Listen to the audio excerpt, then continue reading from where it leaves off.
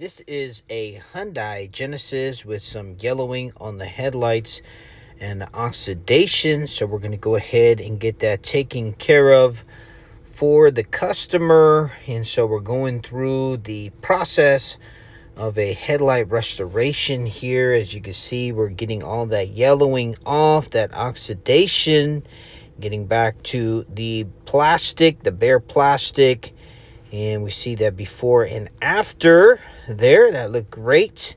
So now we're going to jump to the other side and take this headlight through the restoration process. You got to get all of that oxidation yellowing off, the clear coat that's on there. Take that off and get this ready for coating. And we see that before and after. So that's how the car looks now. Now take a look at this here, what it was looking like before and what it looks like now. Same thing with the other side, before, and look at that after.